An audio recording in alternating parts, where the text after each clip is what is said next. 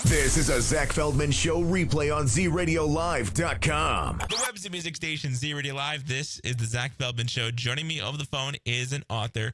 She has a new book out called What Does Your Heaven Look Like Volume 1. It is Davida Coleman. Davida, thanks so much for joining me here on the Zach Feldman Show. How's everything going? Hello, Zach. Nice speaking with you. Finally. I know, finally. It feels like it's been forever. We're trying to figure out when we were going to get you on the air. But finally, you're on the air with us here on the website music station Z Radio Live talking about this brand new book. First off, I love the cover. Tell me all about what this book's about. This book is a book of comprisal of questions that it asks its reader and compels them to use their imagination about what they visualize their final rest place would look like. So yeah, it takes you on a visual walk through my journey of how I imagine what heaven looks like. Wow. That's deep and dark as well. First off, when you were thinking about creating this book, how did you inspired you to even get this idea into perspective? So COVID had a lot to do with it. It played a big part in it. And as we all sat home feeling helpless, watching the clock tick, watching the year pass, it affecting all of us. I had a loved one pass away from it, as well I had COVID twice.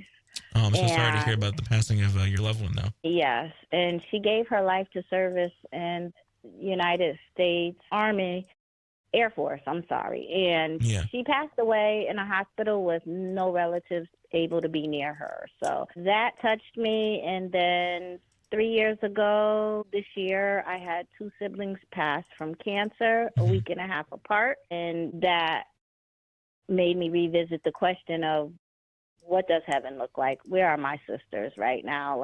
And my mother. And my mom passed 8 years ago. And if I can't talk to them, where are they? I'm going to imagine the most beautiful place for them. And that's how this book came about. 100%. Well, I'm so sorry to hear about your losses. I mean, my family was on the front line too. My wife was on the front line during COVID. She's a respiratory therapist, and dealt with all of this too as well. So I feel you too. And it's hard losing a loved one for sure.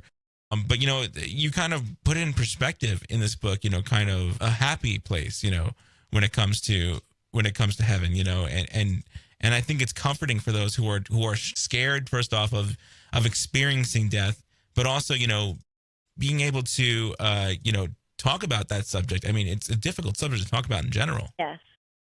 So with that being said, a year before I wrote it, I walked around asking that very strange question to all my friends and family. The looks I got, the responses I got were like, Davida, where do you come up with this stuff?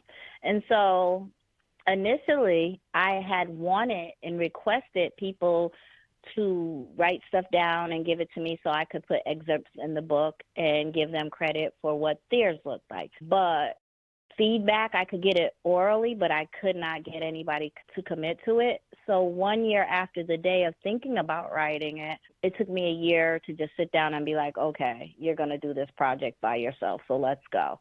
And so, again, with me having to create the material and content myself, I wanted it to be an impactful statement, 2, to be positive, 3, to give hope, and 4, to let people know we have to at some point have real conversations in this lifetime about our expectations, So that is all that went into this book. Well, that's awesome, and I think it's really, really touching that you're able to do that and really put your experience towards it. I mean, you've written also another sort of religious book, as it was in the beginning. So shall it be in the end as well. Another that's more of a collection of poetry though, that you kind of wrote.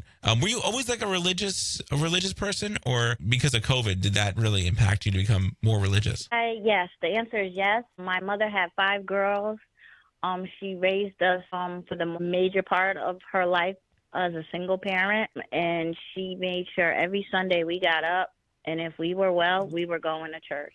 If we weren't well enough, that meant we weren't well enough to go outside or do any other activity. So in part, yes, we got up and we went to service. I knew early on in life, I had a very strong connection spiritual-wise with God. I know that some people or many people might gravitate more towards spirituality. Whatever may it be that you believe in, my take is it cannot hurt you. It can only strengthen you. So my job as a writer is to, again, just bring the focus back to encourage and be hopeful for people, whatever your belief is or non-belief is. That's awesome. And it's good to be able to not only include, one religion, but include all the religions too, as well, because, there's so many people we're all kind of the same in a sense. Yes. We're all on a journey.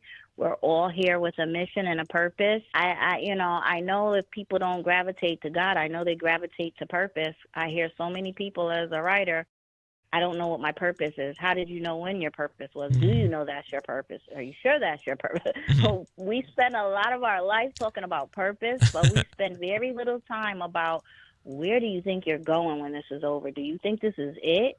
And if so, what does it look like? Again, bringing that back to the focus. Percent, and I think that's so cool that you're doing that, and it's really inspiring too. Who created the cover for the book?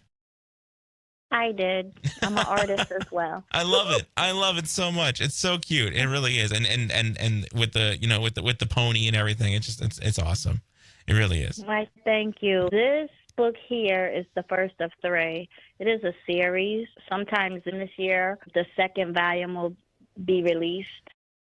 I'm writing right now out of a collection that will be named under the header footer of Heaven's Best Collection. So this year, stay tuned for a lot of writing to come forth. From this one project, I've been blessed to be tapped into sources of phenomenal help, including you guys.